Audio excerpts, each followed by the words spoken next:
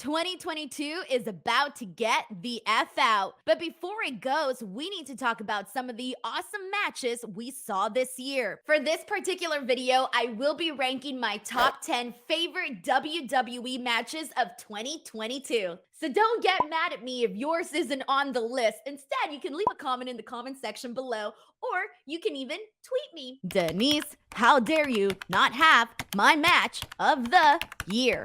LOL. Okay, that's enough. Let's get to this list. Number 10. I'm going to kick off this list with NXT. And it is the triple threat match we saw at NXT Halloween Havoc. Bron Breakker defending his NXT championship against Ilja Dragunov and JD McDonagh. To this day, I think this is by far the best title match Bron Breakker has had as champion. The reason this match is on here is because I loved how hard-hitting it was. All three guys brought something different to the match, but equally entertaining. I thought given that this is the new era for NXT, they needed a match of this caliber. There were numerous times where I thought the match was over and the match got even better and better as it progressed. I remember I was rooting for Ilja Dragunov to win this match. And even though he didn't, the match was so good that I didn't even care that he lost at that point. Breakker ended up winning, and this was truly a highlight for him as NXT champion. Number 9. Now let's hop on over to Friday Night Smackdown. This was a recent match, and there was no way I could not include it on this list. The match I'm talking about is Gunther versus Ricochet for the Intercontinental Championship from the December 16th edition of Smackdown. This match was everything you could have possibly wanted from both of these guys. Gunther's presentation on the WWE main roster has been strong.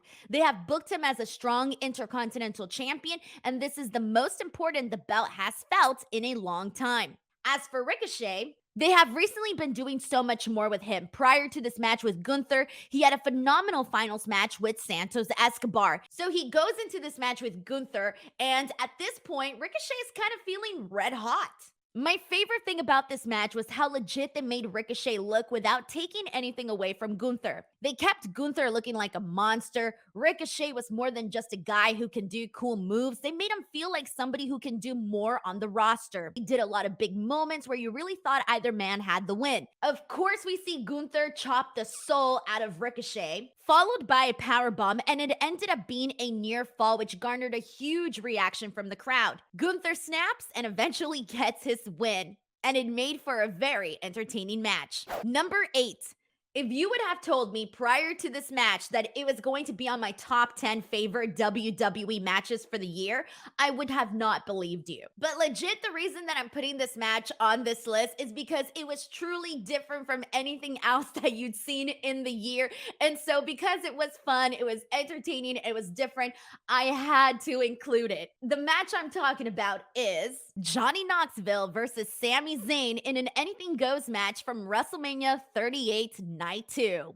My favorite parts included Wee Man coming out and attacking Sami Zayn, even body slamming him, Knoxville taking out the bowling ball and sending it straight to the nuts of Sami, then kicking him with a prosthetic leg in the nuts once again, Sami getting randomly slapped by a big giant hand, Knoxville throwing Sami into a table full of mousetraps, Knoxville tasering Sami Zayn and then trapping him in a large rat trap and pinning him. It was a blast, man. And the last thing that I want to say about this is Sami Zayn was the only person who could have made this match work. He deserves a lot of credit because this could have easily been the worst thing ever, but it was surprisingly entertaining.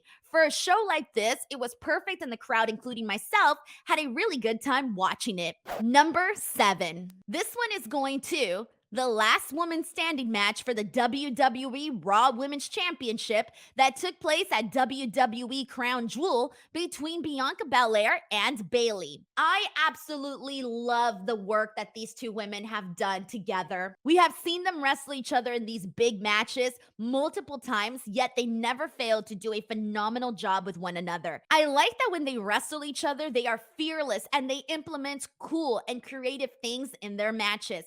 Moments I loved in this match included Bayley hitting a running clothesline on Bianca Belair, Bayley trapping Bianca in the steps, Bianca coming out with a golf cart and driving down the ramp with Bayley on top of it, ending with Bianca trapping Bayley in between the ladder to keep her down for that 10 count. Number 6.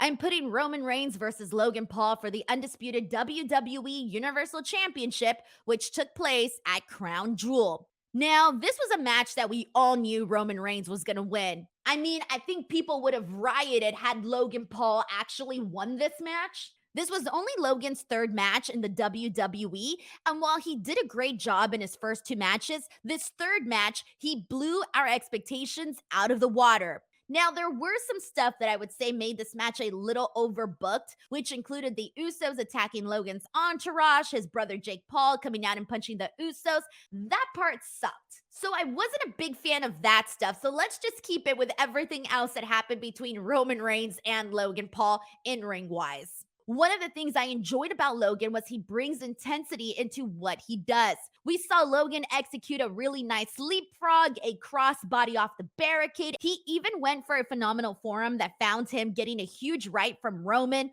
Later, Paul hit Roman with his very own Superman punch, standing moonsault. Later, another Superman punch. Logan went to the top rope with his cell phone and hit a frog splash onto Reigns, who was on the outside on the commentary table. And finally, for the finish, Reigns hit a spear and won. The crowd was really amped up for it and even got behind Logan Paul during this match. It made for an exciting and a fun main event. Number 5.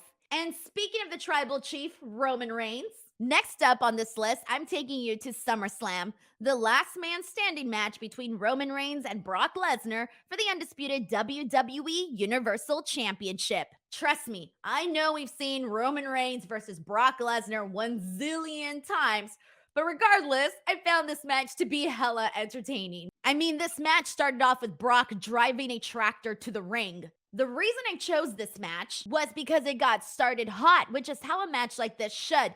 Brock goes right in and begins suplexing Reigns. They fight in the crowd, bring in tables. Brock puts Roman in the tractor and tosses Roman into the ring. This leads to Brock legit lifting up the ring, and you just saw Roman slide from one corner of the ring to the other. Of course, the Usos get involved and Brock takes them out. Brock F5s Heyman after they exchange some words. Roman spears Brock, and then Theory came in and tried to cash in the Money in the Bank briefcase, but before he could officially cash in, he gets F5'd by Brock Lesnar. Roman does everything to try and keep Brock down, and they put any piece of furniture they can find to bury and keep Lesnar down for the count. I thought it was a good time. Number 4. This spot goes to Stone Cold Steve Austin versus Kevin Owens in a no-holds-barred match from WrestleMania 38, Night 1. Kevin Owens was talking his shit on Texas, had Austin as a guest on the KO show and said this stuff to his face. This, of course, led to the match itself. It started with them punching each other and Austin stomping him down.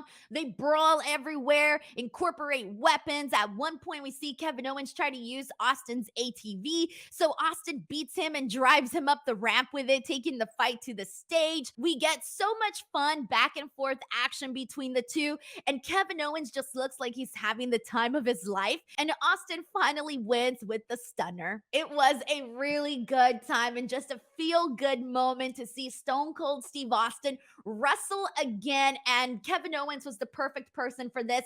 The way that they laid this entire thing was entertaining and fun, and it had to be on this list, hands down. Number 3, this match was rated 5 stars, and it was the match that took place at Clash at the Castle for the WWE Intercontinental Championship between Gunther and Sheamus. This was such a big show, and when I think back to this card, this is the only match that really stands out to me. It was the most memorable match on the card. This was just pure aggression. They were just beating the life out of one another. They were just slugging at each other, chops after chops after chops, with both men turning different colors.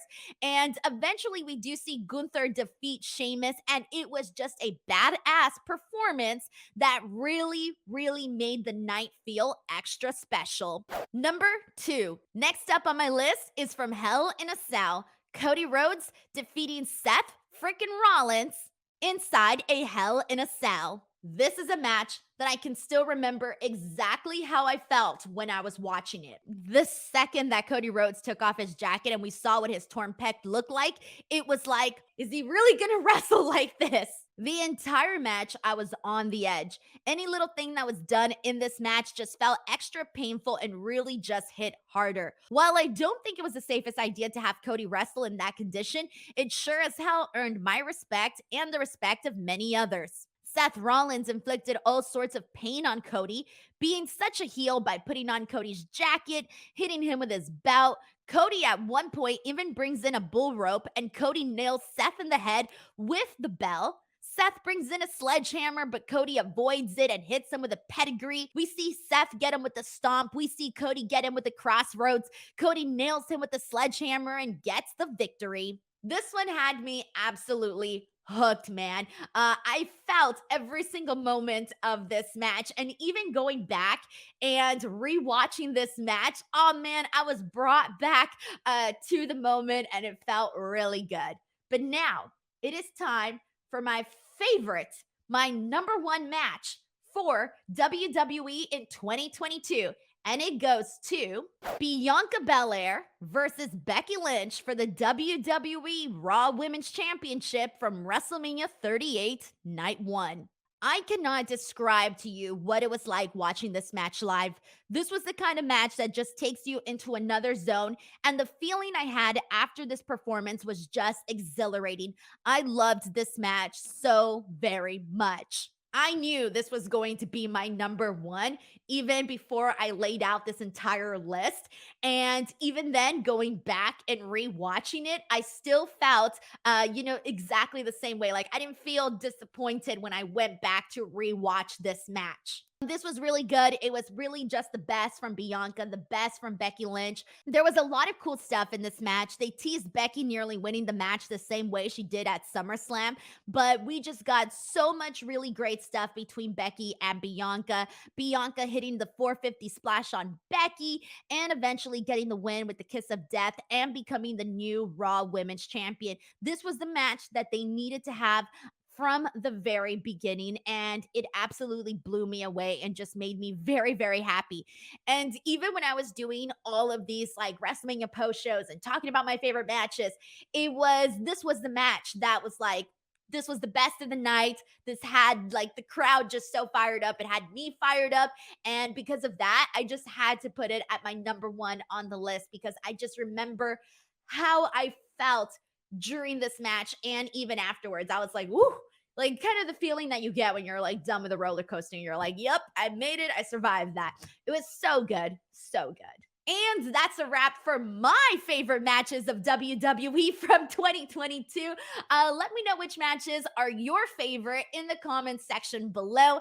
And other than that, guys, I really appreciate you being here. And please help support this channel by clicking that subscribe button, giving this video a like, and just being part of it. Thank you guys so much. And thank you again. And I don't know how to wrap up this video. So bye. If you enjoyed this video, I recommend you check out my 2023 predictions video that I did with Sean Ross Sapp, where we predicted some fun and crazy things we think might be happening in the year of 2023. Oh, and don't forget to subscribe. Thanks.